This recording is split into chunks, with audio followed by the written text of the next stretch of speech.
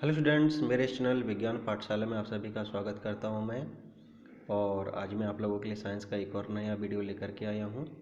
तो वीडियो को शुरुआत से लेकर अंत तक जरूर देखें स्टूडेंट्स, तभी आपको इसका लाभ मिल सकता है।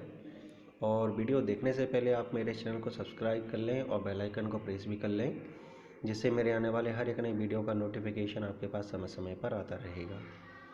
तो हम स्टार्ट करते हैं पहले क्वेश्चन से स्टूडेंट। पहला क्वेश्चन है हमारा कि लिटमस एक प्राकृतिक रंजक है से प्राप्त होता है।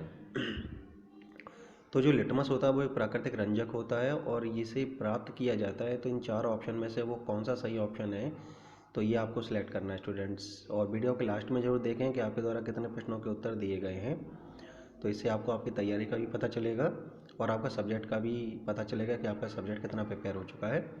तो स्टूडेंट्स, ए ऑप्शन है चुकंदर, बी ऑप्शन है ब्लूबेरी, सी ऑप्शन है लाइकेन और डी ऑप्शन है चीन गुलाब। तो सही आंसर आप नोट डाउन कर लें, क्योंकि अब हम आंसर देखने वाले हैं।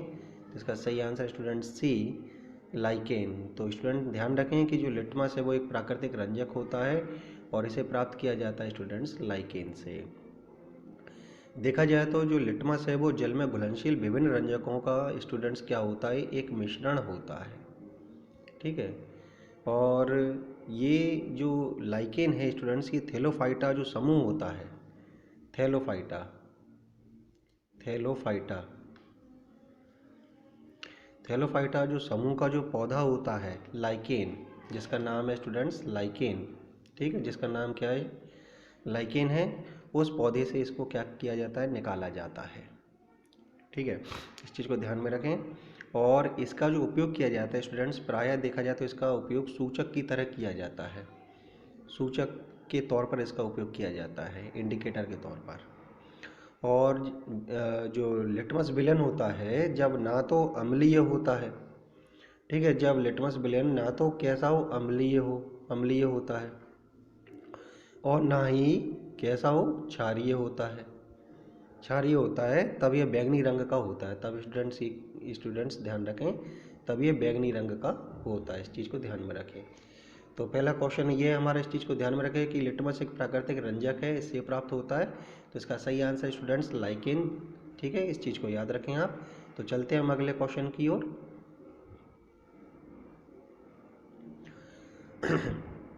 सेकंड क्वेश्चन है कि निर्वात में प्रकाश की गति होती है। तो अब हमें देखना है कि निर्वात में प्रकाश की गति क्या होती है। यहाँ चार ऑप्शन पढ़ने के लिए मिलेंगे हमें। तो ए ऑप्शन है 3 × 10⁻10 मीटर पर सेकेंड। बी ऑप्शन है 3 × 10⁸ मीटर पर सेकेंड। सी ऑप्शन है 2 × 10⁸ मीटर पर सेकेंड। और डी ऑप्शन है 2.25 × 10⁸ मीटर पर सेकेंड। तो सही आंसर आप नोट डाउन कर लें, इसका सही आंसर क्या है, क्योंकि अब हम आंसर देखने वाले हैं। इसका सही आंसर स्टूडेंट्स बी, 3 × 10⁸ मीटर पर सेकेंड। तो स्टूडेंट्स इस चीज़ को याद में रखें कि निर्वात में प्रकाश की जो गति होती है वो स्टूडेंट्स होती है 3 × 10⁸ मीटर पर सेकेंड। इस चीज़ को ध्यान में रखें आप। तो चलते हैं हम अगले क्वेश्चन की ओर कि नाभिकीय शक्ति संयंत्र में प्रयुक्त होने वाला ईंधन है। तो यहाँ चार ईंधन दिए गए हैं उदाहरण के तौर पर, ऑप्शन के तौर पर आपको। तो इन चारों में से हमें सही आंसर को नोट डाउन करना है स्टूडेंट्स, देखना है कि वो सही आंसर क्या है। तो ए ऑप्शन है गैसोलीन, बी ऑप्शन है सोना, सी ऑप्शन है यूरेनियम और डी ऑप्शन है आपका रेडियम। तो आंसर देखने से पहले आप अपना आंसर नोट डाउन कर लें जल्दी से, क्योंकि अब हम आंसर देखेंगे इसका। तो इसका सही आंसर स्टूडेंट्स सी, यूरेनियम। तो इस चीज़ को ध्यान में रखें कि नाभिकीय शक्ति संयंत्र में प्रयुक्त होने वाला जो ईंधन होता है वो स्टूडेंट्स होता है यूरेनियम। इस चीज़ को ध्यान में रखें आप। तो चलते हैं हम अगले क्वेश्चन की ओर कि पद प्रोटोप्लाज्म किसने प्रतिपादित किया स्टूडेंट्स। तो इस चीज़ के लिए हमारे पास चार ऑप्शन मिल रहे हैं, चार वैज्ञानिक है हमारे सामने। तो इन चारों में से एक सही आंसर है, उस चीज़ को आप जल्दी से चुन लें अपनी कॉपी में, क्योंकि अभी मैं ऑप्शन पढ़ूंगा उसके बाद फिर मैं आंसर देखने वाला हूँ। ए ऑप्शन है रॉबर्ट ब्राउन ने कहा था प्रोटोप्लाज्म शब्द, बी रॉबर्ट हुक ने कहा था, सी रूडोल्फ विर्चो ने कहा था, या डी पुरकिंजे ने कहा था। तो सही आंसर अब हम देखने वाले हैं। इसका सही आंसर स्टूडेंट्स डी पुरकिंजे। तो याद रखें कि जो पद प्रोटोप्लाज्म यूज किया गया है ये यूज किया गया स्टूडेंट्स पुरकिंजे के द्वारा। ठीक है ना, पुरकिंजे ने ही प्रोटोप्लाज्म किया कि मतलब जो प्रोटोप्लाज्म जो पद है, ठीक है ना, पद जो प्रोटोप्लाज्म की जो खोज का जो पद है ये पुरकिंजे ने की थी। इस चीज़ का वर्ड का यूज कह सकते हैं हम। ठीक है ना, तो ये पुरकिंजे को ही इस चीज़ का श्रेय जाता है स्टूडेंट्स, याद रखें। अब कोशिका झिल्ली के अंदर जो कोशिका होती है, माना कि ये कोशिका है और कोशिका के बाहर क्या पाई जाती है, कोशिका झिल्ली पाई जाती है। ठीक है ना, तो कोशिका की जो कोशिका झिल्ली होती है, ठीक है ना, इस झिल्ली के अंदर जितना भी जो मटेरियल रहता है संपूर्ण पदार्थ को स्टूडेंट्स बोला जाता है जीव द्रव्य बोला जाता है, उसको बोला जाता है जीव द्रव्य। ठीक है ना, और ये सभी कोशिकाओं में पाया जाता है। जीव द्रव्य जो है वो सभी कोशिकाओं में पाया जाता है। ठीक है ना, ये कैसा होता है, ये स्टूडेंट्स रवेदार होता है, रवेदार होता है, जेलीनुमा होता है। ठीक है, जेलीनुमा पदार्थ होता है, एक तरीके का तरल पदार्थ होता है, जेलीनुमा तरल पदार्थ होता है। ठीक है ना, साथ ही साथ क्या होता है, ये पारदर्शी भी होता है स्टूडेंट्स। ये कैसा होता है आपका, पारदर्शी भी होता है, और स्टूडेंट्स ये साथ ही साथ कैसा होता है, चिपचिपा भी होता है। ठीक है, इस चीज़ को ध्यान में रखें। ये तो थोड़ी बहुत जो चीज़ें थी वो मैंने बताई, लेकिन जो मेन पॉइंट जो याद समझने लायक है, याद करने लायक है, वो ये है कि जो प्रोटोप्लाज्म जो पद दिया था वो किसने प्रतिपादित किया था, तो इसका आंसर स्टूडेंट्स पुरकिंजे। इस चीज़ को ध्यान में रखें आप। चलते हैं हम अगले क्वेश्चन की ओर कि जर्मन इंजीनियर रुस्का तथा क्नॉल अपने निम्न आविष्कार के लिए जाने जाते हैं। तो स्टूडेंट्स ये इनके द्वारा क्या आविष्कार किया गया था जिसके कारण ये प्रसिद्ध थे। तो चार ऑप्शन है। ए ऑप्शन है सूक्ष्म जीव के आविष्कार के लिए ये जाने जाते हैं, बी सूक्ष्मदर्शी के आविष्कार के लिए जाने जाते हैं, सी लेजर के आविष्कार के लिए जाने जाते हैं, या डी इलेक्ट्रॉन सूक्ष्मदर्शी के आविष्कार के लिए जाने जाते हैं। तो चलते हैं हम देखते हैं इसका आंसर, आप नोट डाउन कर लें इसका आंसर क्या है। तो इसका सही आंसर है स्टूडेंट्स डी इलेक्ट्रॉन सूक्ष्मदर्शी। तो ध्यान रखें कि जो इंजीनियर थे, जर्मन इंजीनियर जिनका नाम था रुस्का और क्नॉल, ये स्टूडेंट्स प्रसिद्ध थे किस आविष्कार के लिए, ये इलेक्ट्रॉन सूक्ष्मदर्शी के आविष्कार के लिए जाने जाते हैं। तो इस चीज़ को ध्यान में रखें। तो चलते हैं हम अगले क्वेश्चन की ओर कि निम्न में से कौन सी ग्रीन हाउस गैस है स्टूडेंट। इन चारों ऑप्शन में से हमें देखना है कि कौन सी ग्रीन हाउस गैस है। तो ए ऑप्शन है हाइड्रोजन, बी ऑप्शन है मीथेन, सी ऑप्शन है ऑक्सीजन, और डी ऑप्शन है नाइट्रोजन। तो सही आंसर आप नोट डाउन करें क्योंकि अब हम आंसर देखेंगे। तो इसका सही answer students B methane. Methane जो है वो स्टूडेंट्स वो क्या है, ग्रीन हाउस गैस है। ठीक है, इस चीज़ को ध्यान में रखें। इसके साथ साथ कुछ और भी गैसेस हैं जो ग्रीन हाउस गैसेस का कार्य करती है, जैसे कार्बन डाइऑक्साइड है, ठीक है, नाइट्रस नाइट्रस आपका नाइट्रस ऑक्साइड है, ठीक है, नाइट्रस ऑक्साइड है, और मैथेन है। ठीक है, मैथेन है। इसके साथ साथ आपका CFC है, क्लोरोफ्लोरोकार्बन भी है। तो ये कुछ गैसेस हैं जिनके नाम मैंने आपको बताए हैं। ये भी क्या कहलाती है स्टूडेंट्स, ये भी ग्रीन हाउस गैसेस कहलाती हैं। ठीक है, ग्रीन हाउस गैसेस का काम क्या रहता है कि जो वायुमंडलीय जो तापमान होता है, भूमंडलीय जो तापमान होता है, उसको बढ़ाने का कार्य करती हैं। ठीक है, तो इसके कारण क्या होता है, पृथ्वी का टेम्परेचर बढ़ जाता है। तो इसके बारे में और अधिक जानकारी यदि आपको चाहिए, ग्रीन हाउस गैस के बारे में और अधिक जानकारी चाहिए, तो इसके लिए आप मेरे ज़रूर वीडियो देखें, पिछले वीडियो ज़रूर देखें, उनमें मैंने इसकी जानकारी दी है आपको, तो वो वीडियो ज़रूर आप देखें। तो चलते हैं हम अगले क्वेश्चन की ओर स्टूडेंट्स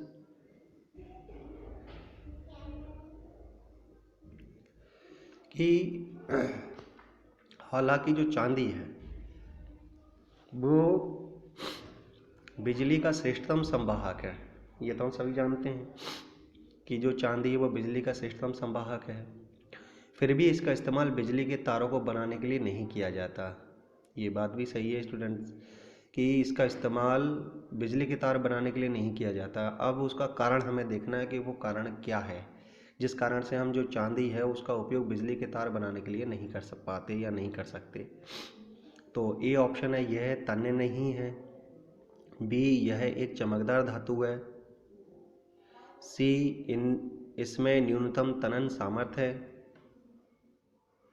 डी ऑप्शन है यह बहुत महंगी है। तो सही आंसर आप नोट डाउन कर लें, इसका सही आंसर क्या है स्टूडेंट्स। और अब हम आंसर देखने वाले हैं। तो इसका सही आंसर है डी, यह बहुत महंगी है। बिल्कुल सही बात है, क्योंकि जो चांदी होती है वो बहुत महंगी होती है और इसी कारण से क्या है, इसके हम बिजली के तार बनाने के लिए इसका इस्तेमाल नहीं कर सकते, ठीक है ना। यही इसका कारण है, क्योंकि ये महंगी होती है।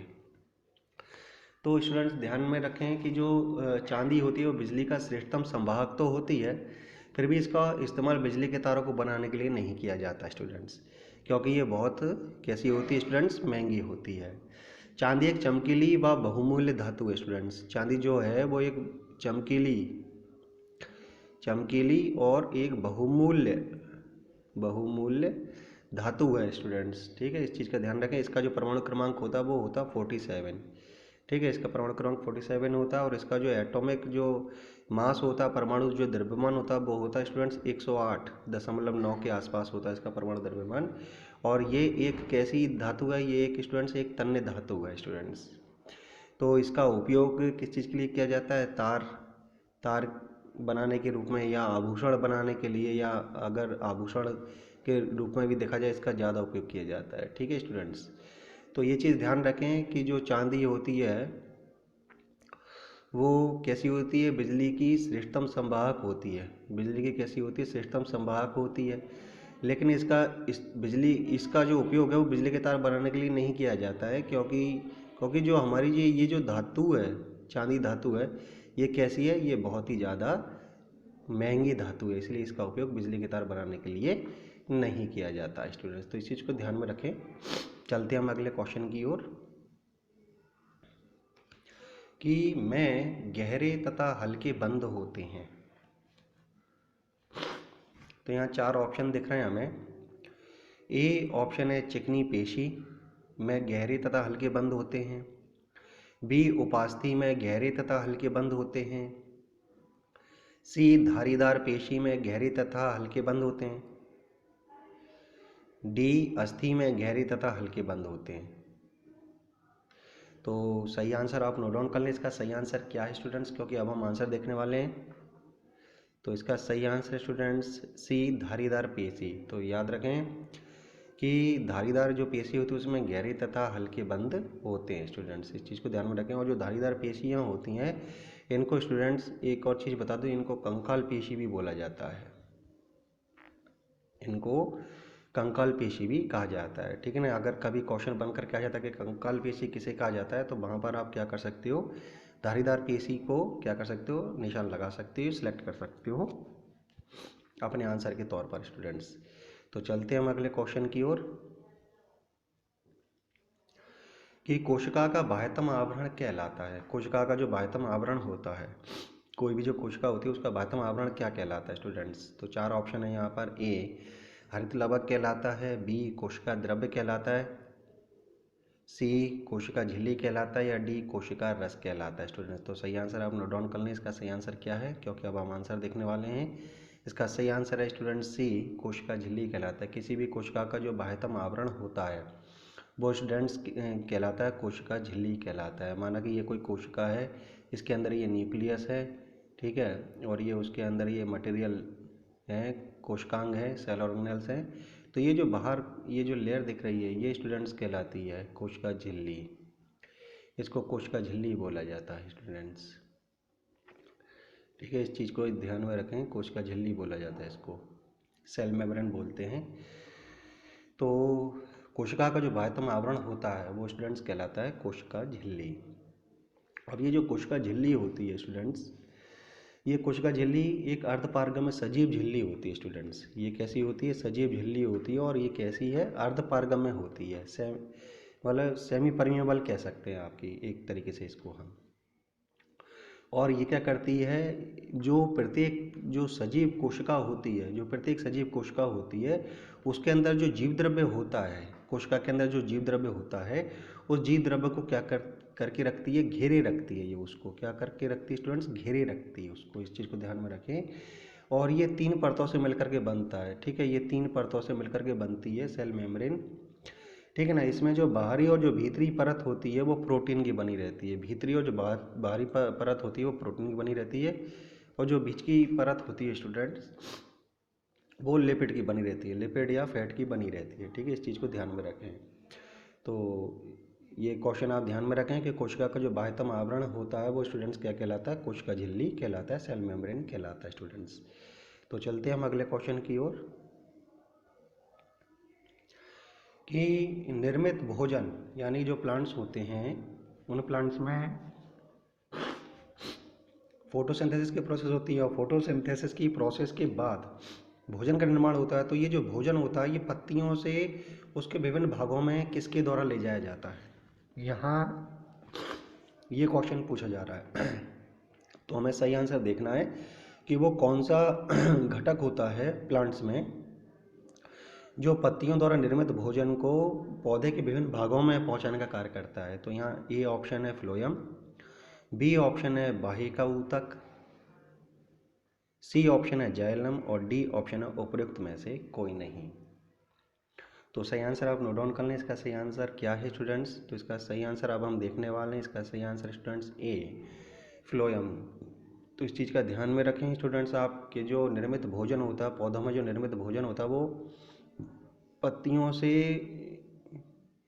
पौधे के विभिन्न भागों में किसके द्वारा ले जाया जाता है, फ्लोएम के द्वारा ले जाया जाता है। इस चीज़ को ध्यान में रखें आप, ये फ्लोएम ही होता है जो इस चीज़ के लिए रिस्पॉन्सिबल होता है।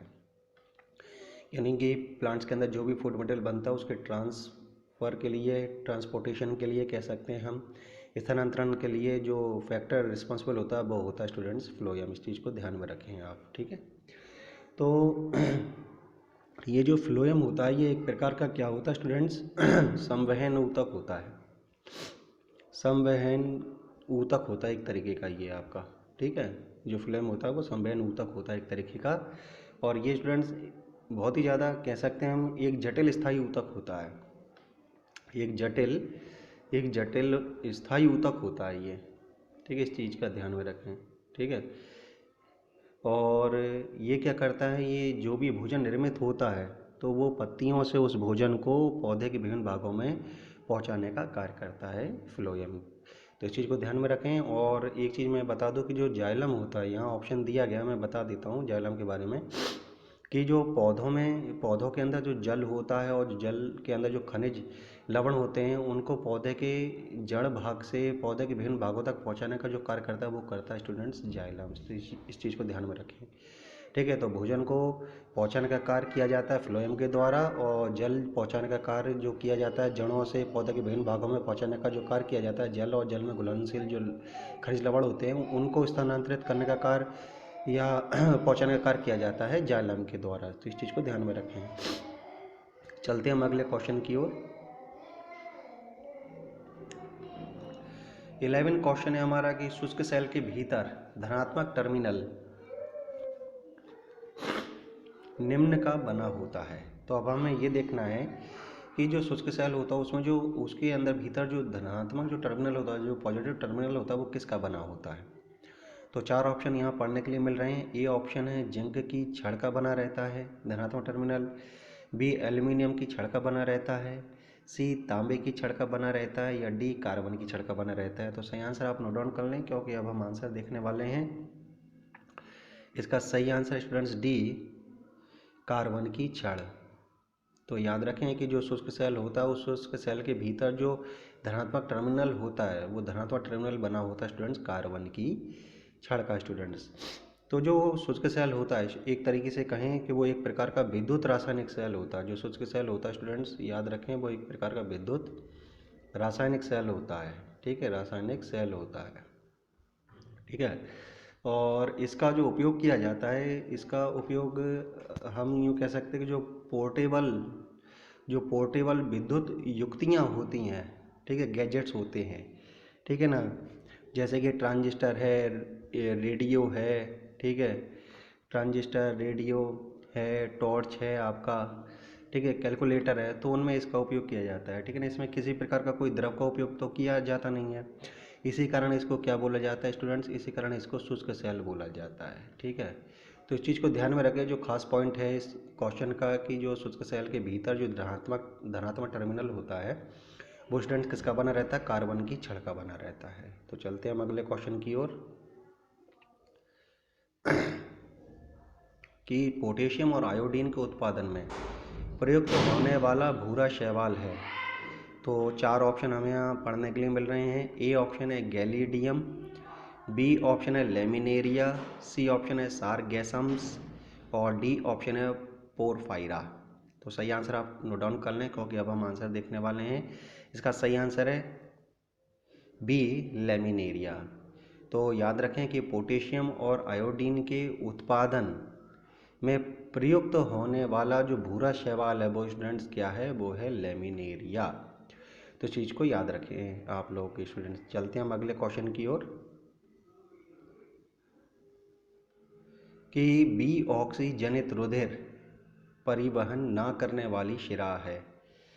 तो यहाँ 4 ऑप्शन हैं। ए ऑप्शन है ऊर्ध्व महाशिरा, बी ऑप्शन है फुस्फुस शिरा, सी ऑप्शन है यकृत निवाहिका शिरा और डी ऑप्शन है वृक्क शिरा। तो सही आंसर देखने से पहले आप अपना आंसर नोट डाउन कर लें जल्दी से, क्योंकि अब हम आंसर देखने वाले हैं। और इसका सही आंसर है स्टूडेंट्स बी फुस्फुस शिरा।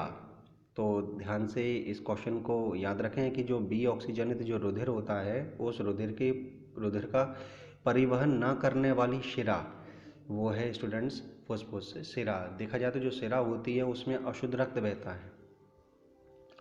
शिरा में देखा जाए तो अशुद्ध रक्त बहता है, लेकिन जो फुस्फुस शिरा होती है उसमें स्टूडेंट्स शुद्ध रक्त बहता है। तो इस चीज़ को ध्यान में रखें स्टूडेंट्स। तो स्टूडेंट्स आज का ये वीडियो आपको कैसा लगा? आप अपने कमेंट्स ज़रूर कमेंट बॉक्स में लिख करके मुझे बता सकते हैं। और आज का वीडियो देखने के लिए आपका बहुत बहुत धन्यवाद। तो नेक्स्ट वीडियो का आप लोग इंतज़ार कीजिए। तब तक के लिए thank you. Have a nice day.